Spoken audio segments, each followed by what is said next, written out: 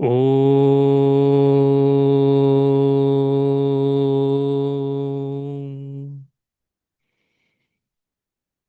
Om.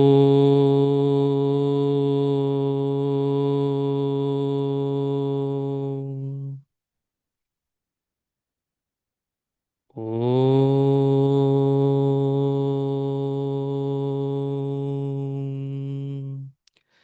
Om Sahana Vavatu Sahanau Bhunaktu Sahavidyam Karavavahai Tejasvinavadhitamastu ma vidvishavahai. Om Shanti Shanti Shanti. Gurur Brahma Gurur Vishnu Gurur Devo Maheshwaraha Gurureva Param Brahma Tasmai Shri Gurave Namaha. Tasmai Shri Gurave Namaha. In the chat, I've put the document in there that has the Vivekachudamani verse by verse, word by word breakdown. So turn to the first shloka and I'm going to chant the Mangalacharanam, the first shloka that we went through last time. Sarva Vedanta Siddhanta Gocharam Tamagocharam Govindam Paramanandam Satkurum Pranatosmyaham Satkurum Pranatosmyaham. And last time we saw one more shloka in this text, the main crux, the epicenter of 7 questions that gives rise to the rest of this text. And that came in shloka number 49. Everything that comes before it is important. We will cover it when we get to that point logically. So the 49th shloka, I'll chant it. We covered it last time. Ko nama bandhaha kathamesha agataha katham pratisthasya katham vimokshaha ko savanatma paramah ka atma tayor viveka kathame taduchyatam. The shloka is important because it presents 7 questions that every seeker comes to in Vedanta. That's the beauty of this text. That either we have these questions, or if we don't have them, we should have them, and it tells us that we should. So the main question that we're going to look at today is that first one. What is bondage? Because if you look at any endeavor that I take up, I have to know what the return on investment is, the ROI. There has to be something that comes of it. From an investment that I make with my hard-earned money to a project that I work on with my precious time, I have to know what is the end effect of it and what is the result that I'm getting from it. Now, that goes double, triple, 10 times even for something like choosing a religious path. We say we're Hindu. Why? What's the point of being a Hindu? What is it that comes with it? If it's that it's a feel good factor and it feels nice being in a congregation, that's fine. There's no judgment there. That's fine. But deeper than that, what am I looking for from this whole path of being a Hindu? Now, what we've been conditioned to say, based on our immediate study of Vedanta, is moksha and liberation is what I need. Now, because I say I want moksha, what I'm predicating that on is that I am bound currently. I only need liberation if I am bound. So the natural first question is, what is the bondage that I'm facing? Now, right off the bat, if we were to inquire, without even going to a text or looking at Vedanta, what is the bondage that you and I face? We would be hard pressed to pinpoint it on anything. If we were to say, tell me what problems you have going on, that would take me well over an hour. Okay, I can't just pinpoint it to one or two things. It's my relationships that I have in life. It's my business and my career. It's my finance and my wealth, not the way I want it to be. It's my friends and my family. It's my love life. It's my health and my fitness levels. It comes to my physical environment, my personal development, my free time not being spent the way I want. I can go on and on with these problems. But at the end of the day, is there one common substratum that covers all of my issues? I find that very hard to peg. Then I can say, okay, my mindset is what gives rise to problems. Because if I look within and I don't look for externalities to make me happy, I can find the answer. Even upon doing that, what do I find? that which vada or mindset do I find myself stuck at? Am I someone who's a paristhiti vada? Situations around me are what make me happy or sad. And if I have to find the blame in a situation, of course it's the guy next to me. He's the cause of my sorrow, and very rarely the cause of my happiness. I can start there. But that takes me off the hook, doesn't really give me accountability. So then we migrate to Karmavada. Karmavada is where I say, okay, my actions are what lead to my happiness or sorrow. So therefore, I must perform actions that are conducive to give me good results. Now, no matter how much I do the right thing, carefully acting, prepared, things can still go wrong. That also happens. So Karmavada also I cannot rest on. Vedanta is that one philosophy in the world, the only philosophy in the world that does not let me be a victim. It tells me that any issues I have are of my own doing, either in the immediate past, meaning this life, or the remote past, previous than that. Now, on its face, that sounds harsh. That sounds very callous and uncaring and cold and unfeeling. If we understand the tattva of Bhagavan as well, we find how much compassion there is in this whole scheme. It's not some cold, unfeeling philosophy, but it's a philosophy driven by facts, where I cannot choose to believe something because it makes me feel good. Some things are irrefutable facts, like what is the cause of my bondage? So, for that, we'll look at a series of shlokas today that starts our inquiry into what is bondage. So, in the document, if you could please turn to shloka number 137. 137. That's the section that starts on answering this question of what is bondage. I'll chant the shloka and you can follow along in the document. Atranat Atranatmanyahmiti matihi bandha eshosya pumsaha प्राप्तो ज्ञानात् जनन मरण क्लेश संपात हेतुः येनैवायं वपुरिदमसत् सत्यमित्यात्मबुद्ध्या पुष्यत्युक्षत यवति विषयैः तन्तुभिः कोशकृद्वत्. The 4 or 5 shlokas we look at today, each of them has its own unique tune. So in preparation for today, it wasn't the content I was worried about. It's do I grasp the right tune each time I chant the shloka? That's my anxiety today. So 1 out of 5, so far so good. Let's hope for the best here. This is one of the most important texts or shlokas in the text. Since we're doing selected shlokas, every shloka I'll be saying that. Just bear with me. But I really do mean it. This is one of the most important shlokas in the text. It starts our understanding of where does this bondage even start? What is it? How do I define it in the first place? This is important to see because when it comes to definitions, that is the most important thing to look at in our study of Vedanta. Because when you look at common words that are there in our Shastra, Bhagavan, Ishvara, Muktihi, Bandha, all of these definitions that different schools of thought give, that determines what direction your path goes in. For us as Advaita Vedantins, our idea of moksha or liberation is that I know myself as this principle of Sat consciousness, Sat existence, Chit consciousness, Ananda, unmitigated bliss. In a nutshell, that's the Advaitic viewpoint.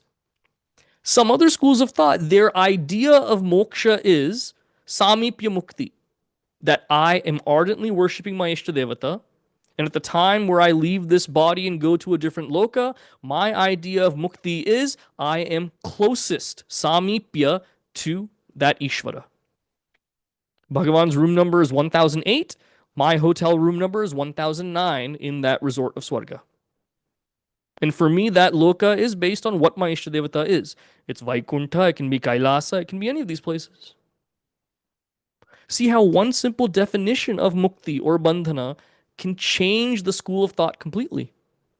When a school of thought changes, my very sadhana and end goals change. My process changes, my mindset changes. So these definitions matter so much, especially when it comes to pramana, meaning valid means of knowledge. In Vedanta, perception, pratyaksha pramana is not the valid means of knowledge. When it comes to science, what I can see, touch, taste, smell, hear, that matters in ascertaining what the truth is. When it comes to Vedanta, it wholly relies on something much more subtle, that which is found only in the Shastra. Shabda Pramana, valid verbal testimony of the Shastra, is what reigns supreme. These definitions mean everything. So, what do we find first? Due to ignorance, man identifies the self with the not self. The hetu is given already. Hetu meaning reason, that is ignorance. Now, just on its face, you look at the word ignorance in English, that implies that something is being neglected. When you ignore something and you find a bad result, that means you are at fault. That means there were some signs that were showing up. I chose not to respect those signs, and what happened is terrible. For example, you ever popped popcorn in the microwave? I did it last night most recently. I was feeling hungry, 10 o'clock. I had my dinner and everything. I just felt hungry, so I popped a bag. The amount of time you pop it varies based on the kind of popcorn you get. The one thing you should never do is press the popcorn button on your microwave. I learned that the hard way. Where I was kind of lazy. I was really tired one night when I was making popcorn, so I just sat there at the kitchen table while it was popping. I suddenly could hear it popping a lot faster than it should. That was the first sign that I ignored. Then I ignored the smell that was coming from the microwave as well. Smelled kind of burnt, but I thought, okay, it's like kettle corn style. Maybe that's not too bad. Wasn't until I saw a beautiful orange flash in the microwave that I was like, oh my God. And I went and I dealt with the situation right there.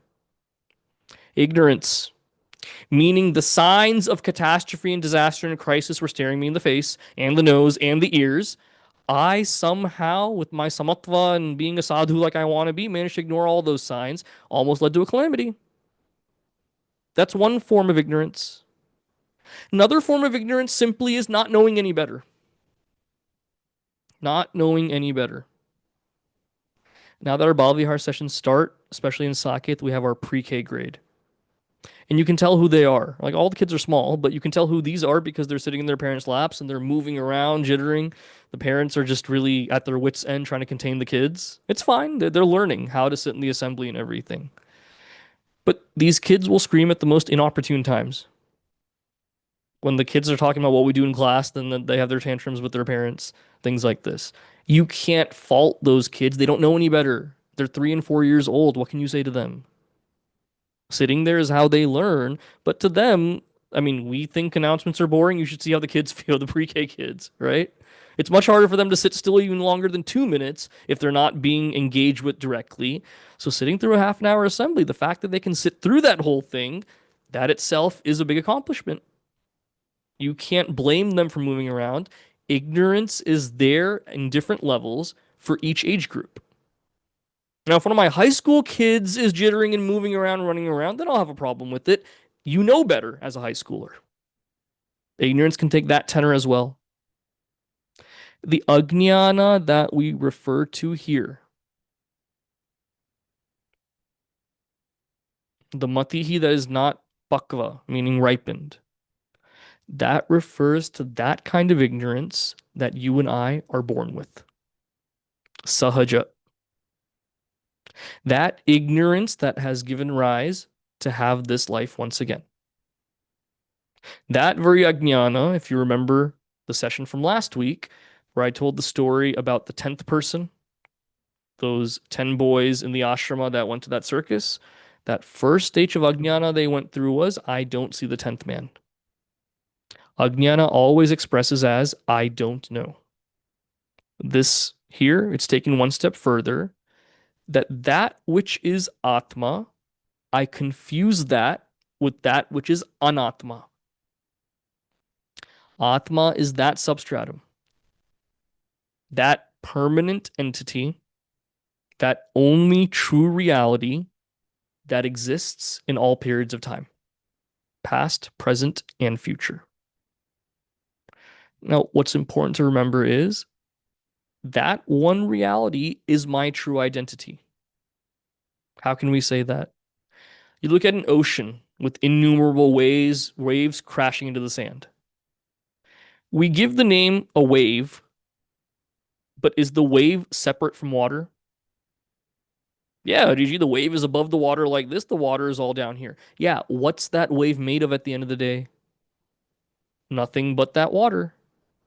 For that momentary, brief 20 seconds that it arises from that ocean until it crashes onto the shore, we give it a specific identity, calling it a wave and seeing it froth and rise and a beautiful curve to it and everything, until a mere few seconds later, it goes back to the water as nothingness again.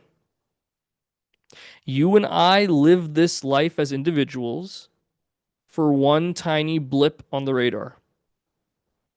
We each have our own names. When you get married, that name changes. When you take Diksha, that name changes. It changes along the way as you go. We have our own unique identities with our likes and dislikes. We have a personal style. We have a personal way of speaking, a personalized outlook on life. All of these things are there.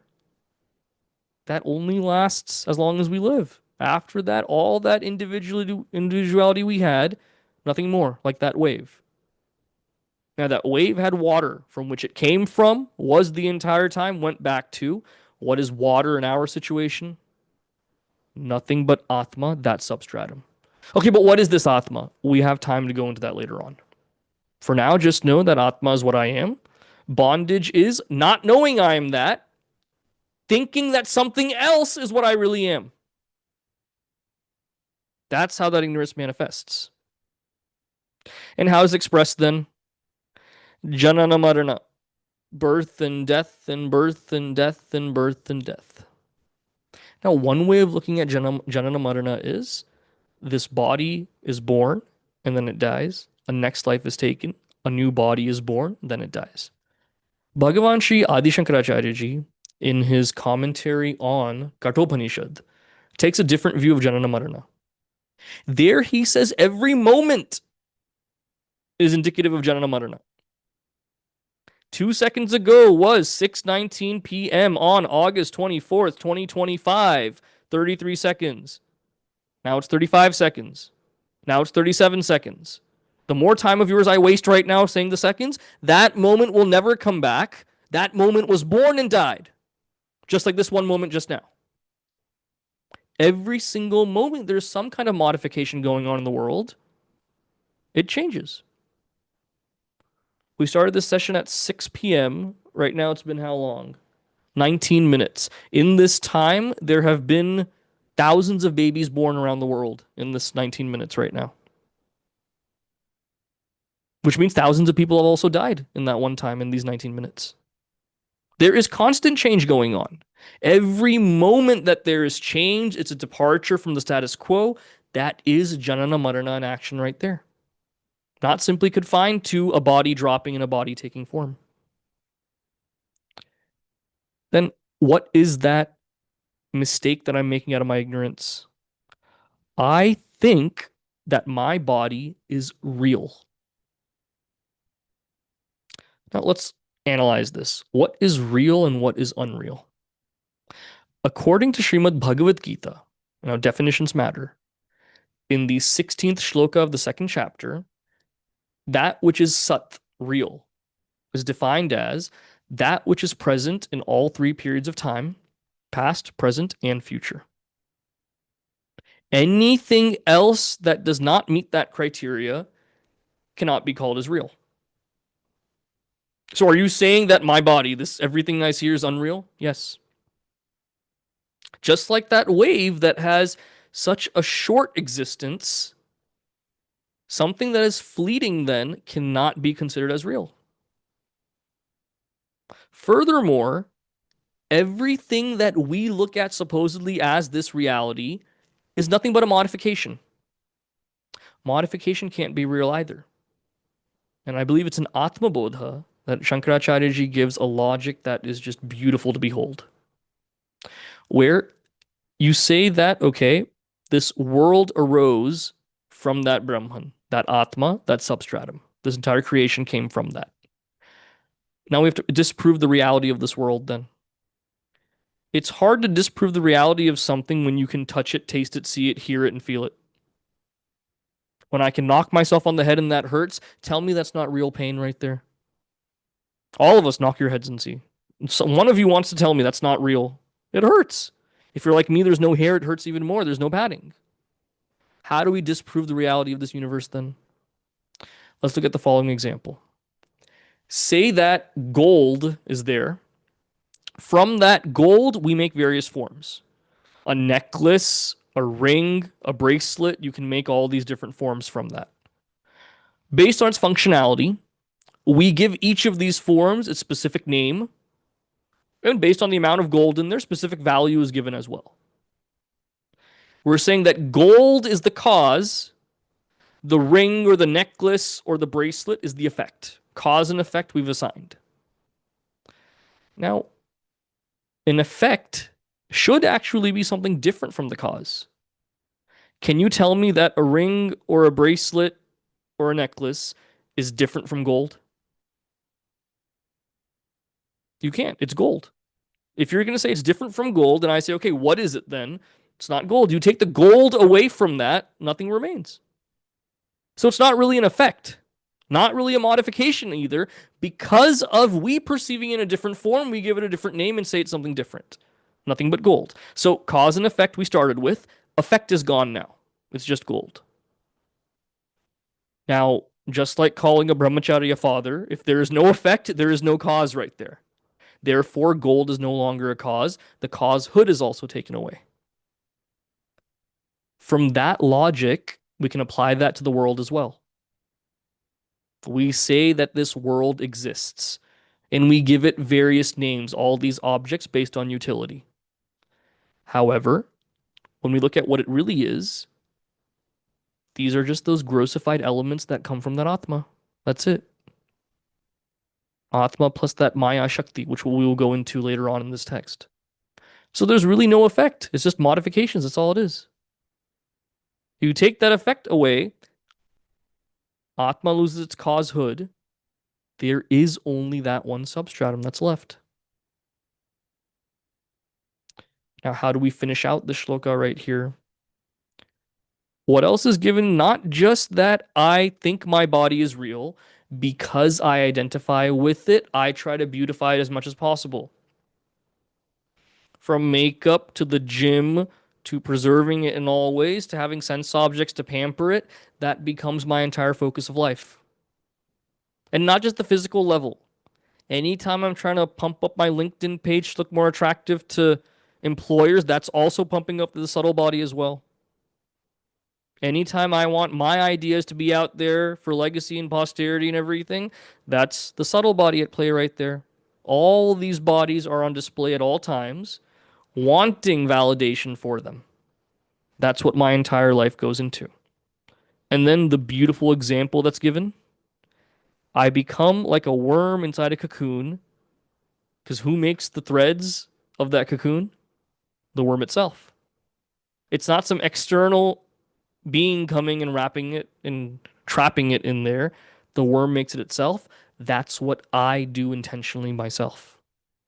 That's the bondage I find myself in completely. Starts with ignorance, where I think this body assemblage, this is real, this is me. From there, I go on pampering this entire assembly of the body, the mind, the intellect. And because of that, I wrap myself in a beautiful cocoon of delusion that I am unhappily stuck in, thinking that that is how I should live my life. So in this one shloka, Bhagavan Shri Adi Shankaracharya ji has diagnosed the problem of what is bondage. And then he goes further here, shloka number 138, 138.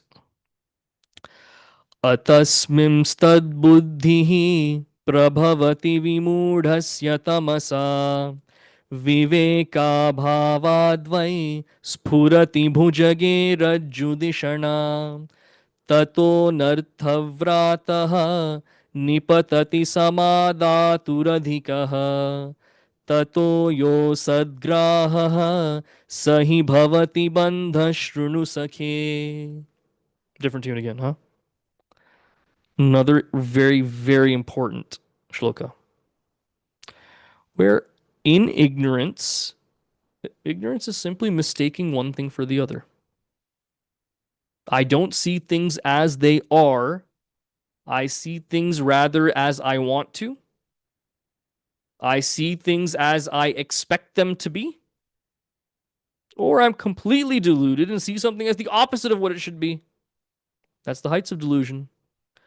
Because of that, because there is no discretion between what is real and unreal, this gives rise to the most classic Vedantic example. You'll find this in every major text that we study.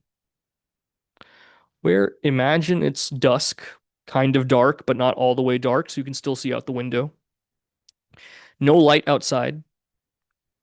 And then you see what looks to be like a snake on your front porch. Now you have to go outside to go somewhere. But you see this snake kind of shine every now and then, slithering like this right in front of your door. You don't want to leave your door right now. Getting late to where you have to go, you don't want to go. So then you say, okay, I can't spend my whole life in this house right now. I have to make sure I have to get where I'm going. So you gently open the door and you try to shoo the snake away.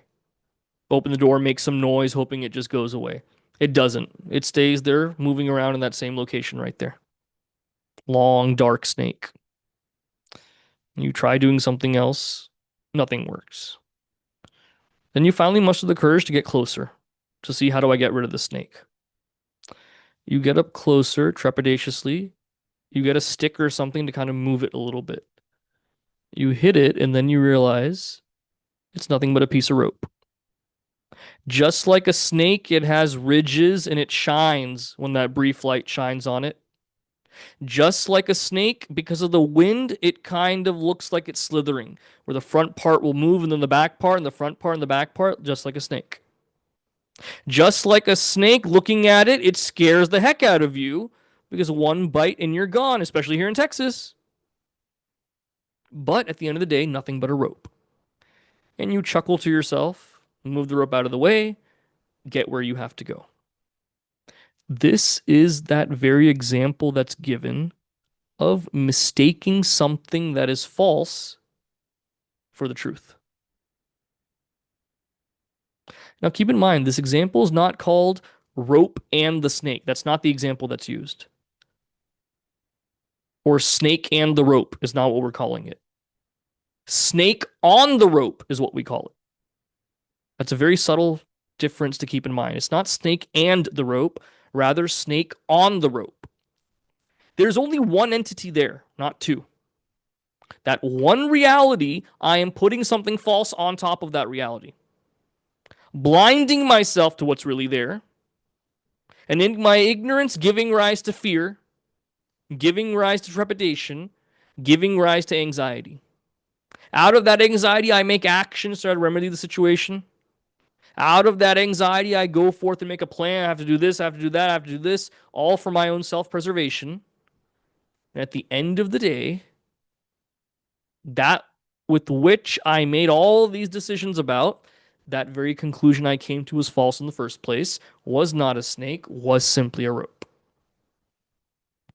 I live my life the same way. That which is this perishable false body, which has no permanence, which has no bearing on what my true nature is, I take that to be the truth. So every time this little assemblage flutters in every way, I make sure that I pull out all the stops, take action every single course.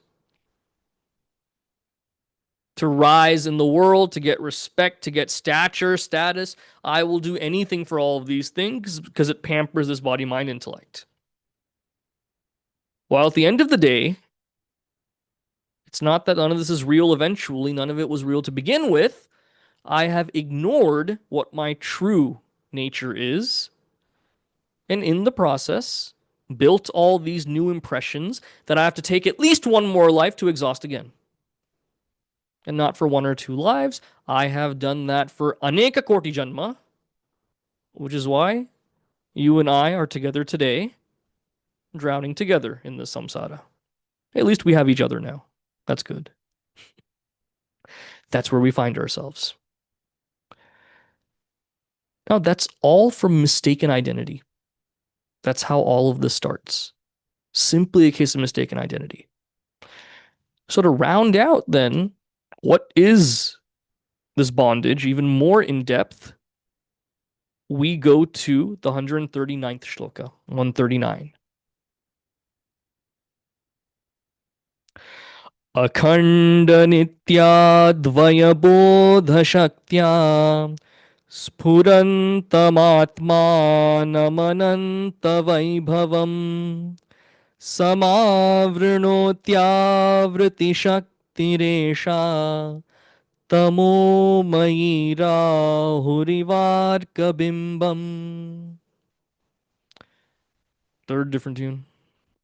Here in this shloka, what we find very clearly is there is something called avriti, which is the veiling power. A veil, parda, it's something that covers up something else. Therefore, I'm not able to recognize what it truly is.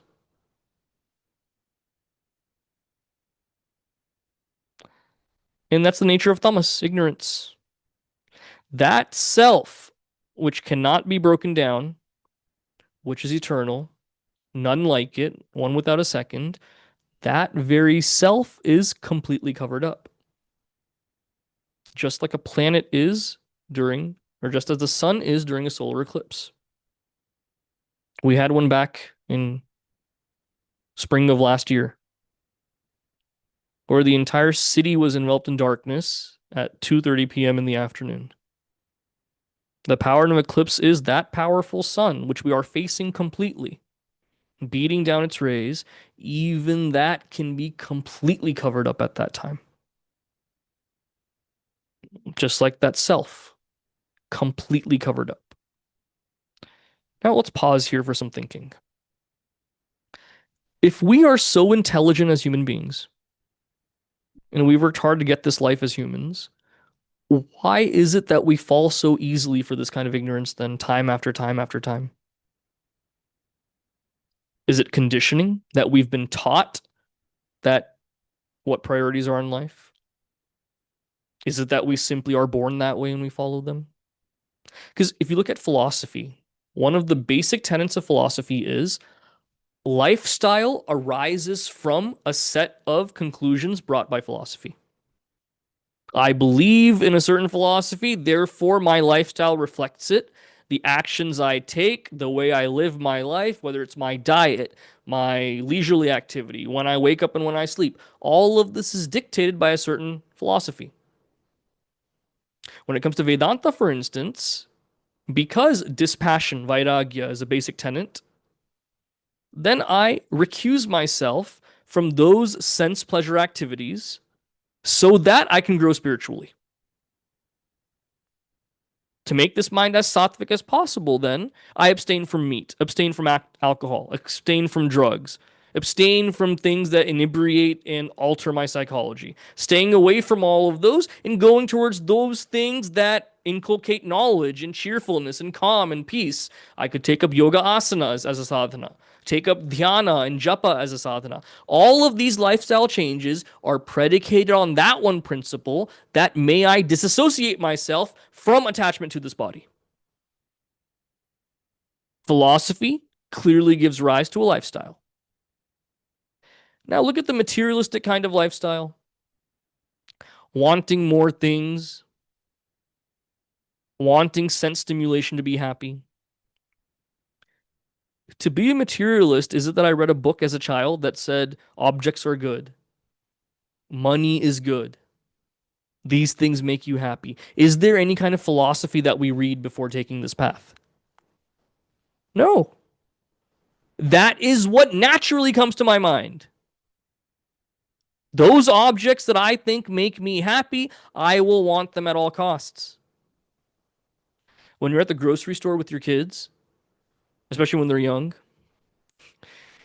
One thing is when you're in the checkout line about to pay for your stuff that you get and leave, the candy aisle is right there. What is the height of the shelves with the candy on them? It's not up high at our eye level as adults to look at. No, no, it's not 6 feet high. It's barely 2 or 3 feet high, so that your little toddler or your 8 year old, it's right at their eye level, right at the time that you're about to leave the store. So no one can avoid that candy either. You have to go through there to leave it. You think that's by accident or coincidence? That is totally on purpose. So that your kid says, Mom, Dad, I want that candy. Now, try telling a 5 or 6 year old logic to combat them wanting that candy. You say, no, we have candy at home. No, I want it now. Oh, you shouldn't be having candy. Oh, it's just one piece. Oh, we don't have time to buy candy right now. Oh, the checkout's right here. The candy's right here.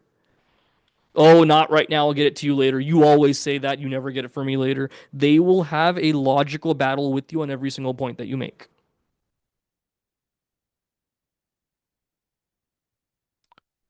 They don't learn anywhere that we should want these things. It's natural at that age to want that. And they trap us in so many ways, these supermarkets. For the kids, it's the candy. For us as adults, it's those trashy magazines that are at our eye level. Who is Brad Pitt dating today, is what they say. Those things we feast on. Whichever poison whoever wants. So, this whole materialistic outlook of wanting objects for sense stimulation to make ourselves happy, that is but natural. Can't beat ourselves up for it. That's the way we're wired. And because we've been that way for so long, we find ourselves where we are right now. Now, that being the case, the veiling that is occurring is over what this true self is, and that is completely in that realm of tamas. Completely in that realm of tamas. So, my goal then as a jiva, understanding what the bondage that I have is to make this mind more divine, more sattvic. That's the very first project to take up. Because oftentimes reading about ignorance, we're so jumpy to say, okay, I want to get out of this ignorance. How do I do it? What is the next step that I have to take? How do I get rid of this ignorance? I want this knowledge. Before going toward that knowledge of the highest truth, first is how do I raise myself out of this indolence? Raise myself out of this tamas. This is where a sadhana practice comes into play. Again, I said this like I did last week. More than knowing Hinduism, doing Hinduism is infinitely more productive and beneficial.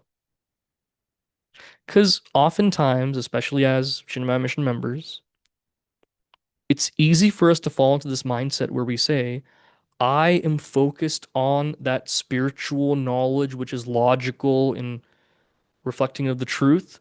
All of this ritualistic aspect and glories of Bhagavan and everything, that's not really my thing. There cannot be a more ignorant statement that's made. It's, you look at Bharatavarsha and the history of our religion. For 1,100 years, more than millennia, the Hindus have been persecuted constantly. Invasions coming in and breaking temples. Hindu acharyas being killed en masse. Not just for a decade or two, for a few hundred years. 1,100 years without a break, and it's still happening now in parts of the world to Hindus. It's not the Vedantic philosophy that saved us and kept the religion alive. No. It's Hinduism in practice. You're going to break down temples? Okay. Har ghar mein mandir hai. Every home has an altar then. You're going to kill the acharyas of these various institutions? Okay, the oral tradition that we have that will pass on this knowledge from lineage to lineage. That will never break. Given that that's the fact, the reason this religion persists is because of even that ritualistic aspect. That ritualistic aspect creates a discipline. That discipline raises me out of tamas, gives me an inspiration to take me to rajas, eventually takes me to that sattva. That's the doing aspect of Hinduism. And you'll read in some advanced texts that, okay, this kind of sadhana and everything is for the immature sadhaka. You and I are not mature sadhakas. In fact, you and I are the most immature sadhakas. Given that we haven't had a proper Gurukula education, learning this knowledge from a young age, you and I are gate crashers into Vedanta. Uninvited guests to the wedding of the century. That's what you and I are. So there's a lot of backup that we have to do, a lot of legwork they have to make up for lost time that comes in the form of these various sadhana practices. Whether it's a puja, honing in all my senses into that centralized form of Bhagavan. Japa, eventually having self control over my thoughts through the constant repetition of Bhagavan's name. Dhyana, graduating from that stage of japa to dhyana, where can I visualize that form of Bhagavan without my mind getting deterred or distracted and simply focus on that saguna. That is what will take me out of this tamas. Because the way my mind works, and Puja Gurudev has a beautiful essay on this, he calls the essay the most positive sadhana. He says the mind cannot be dealt with negatively. What does he mean by negatively? When I say I will not think about XYZ, tell yourself, okay, everyone think of someone that makes you angry. If you're in the same frame as your spouse, you just look at them, I guess. That's what some of you did. I know who you are. I just saw you do it. Think of someone that makes you angry and you thought of that person. You looked at your spouse just now. Now, 3 times a day, you tell yourself, I will not think about that person. I will not think about that. You just thought of that person when you said that. In breakfast, lunch, and dinner, 3 times you say it. 3 times you thought of that person, you got enraged completely. Especially when that person is your brahmachari teaching the class right now as well. You think of that person, you get angry right away. Puja Gurudev says when it comes to a lustful thought or in thought of anger, a thought of greed, or a thought of anxiety, it is not a negative sadhana where I can tell the mind not to think of it.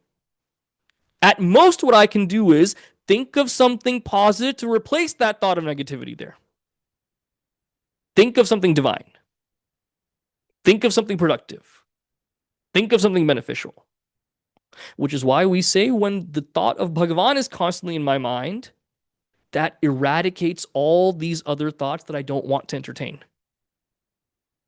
And only holding on to the most divine will get me there. Most divine is Bhagavan then. Where for the Gita chanting competition this year, we're chanting chapter 12 of Gita.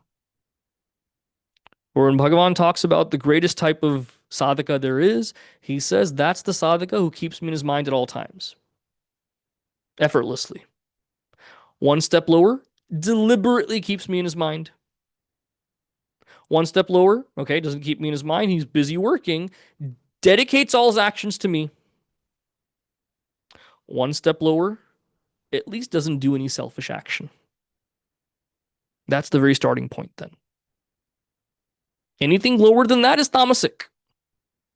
That veil covering up what my true self is, I go after all these other things in life, thinking that makes me happy.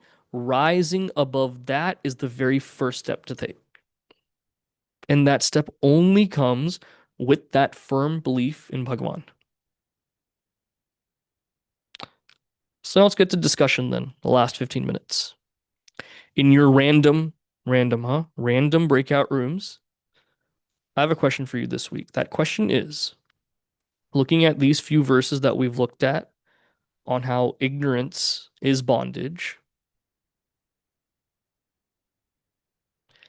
in what areas of your life do you find this bondage most prevalent? Again, this bondage comes in the form of seeing what is really the self. You don't see it as that. What is not that self, what is temporary, this BMI, you see that as real and we follow it earnestly, trying to pamper it. What are the ways that you see that the most? What do I mean by this? It's subjective from person to person. For some people, it's not that their ideas have to be out there and intellectually they have to be revered. They don't care much about that. But their relations with other people, that matters a lot to them. When other people are in pain that are close to them, that leaves them in pain. That really matters. Yet for some other people, It's not really about this whole emotional turmoil that they go through, but for them, it's whenever there's a health issue physically, that's the end of it right there. They can handle any kind of stress or anything or emotional turmoil. When it comes to physical pain and physical discomfort, that is a non-starter. That is just terrible for them. So, out of all these parts of our life that are affected by this ignorance, where do you find this bondage the most? Is it with relations? Is it with expectations for yourself or that which others have for you? Does it lie in trying to fulfill duty, but finding that I can't always do it? Does it lie in not knowing what my duty is and thinking I'm not getting it right? Where does this bondage lie for each of us? So let's go to the breakout rooms right here. I saw some really good discussion and questions. That one thing I really liked was questions that you all were asking each other will actually be covered later in this text. So that means you're thinking in really the right direction. It's going to be really good. There's one question in the chat. Can you please repeat the cause also disappearing? Huh. Effect is nothing but the cause in a different form that we put it. For example, gold we say is a necklace or a ring or a bracelet. We're assigning it that name and form. So there's no such thing as an effect. When there's no such thing as an effect, how can something be a cause in the first place then? Effect-hood is lost, cause-hood is also lost. Gold as a cause is gone, gold is simply gold at that point. That was the broader point on that. Sorry if I ran through it too quick at the first time. Now, one of the last announcement I have for you is, as fun as a teacher satsang is once a week, for even more exposure, more fun, more communication about all of this, we have Devi groups and study groups as well. So Devi groups are exclusively for ladies. Sanjana ji runs one for Chitrakoot from 10:30 to noon on Wednesdays. I do one for Saket Tuesdays 10:30 to noon. One for Frisco Thursdays 10:30 to noon. We'll have all this information going out to you in the next few days. Study groups are for ladies and gentlemen. Sanjana ji has one for the Chitrakoot area Thursday evenings 7 to 8 p.m. I have one for the Saket area 7 to 8 p.m. Tuesdays. Thursdays one for Frisco 7 to 8 p.m. So this is where consistent study together, that creates a huge impact. And we have a good time too. We say we stand as one family. That doesn't happen when we just stand there in the assembly. It's these kind of moments where we come together. Now, many centers around the country, they mandate that their teachers must be a part of a Devi group or a study group to continue teaching. With the size of our center, I take every teacher I get with folded hands and Sashtang Namaskar, so I can't make rules like that, but I can strongly, aggressively, deliberately encourage that you please join one of these groups. That helps a lot with the vichara and getting closer to understanding Puja Gurudev's vision as well. So make this 75th year of the mission the year that you join that if you're not already a part of it. So with that, thank you for joining. Next week, we will not meet for Teacher Satsang because Sanjana ji and I will be probably playing basketball with some kids at the Labor Day camp at this time. If you have any kids that are in 5th through 12th grade, please register them. They will thank you later. Okay? I'll thank you now. They'll thank you later. Om Purnamadav Purnamidam Purnat Purnamudachyate Purnasya Purnamadaya Purnameva Vashishyate Om Shanti Shanti Shanti Harihi Om Shri Gurubhyo Namaha Harihi Om. Harim everybody. Have a great week ahead.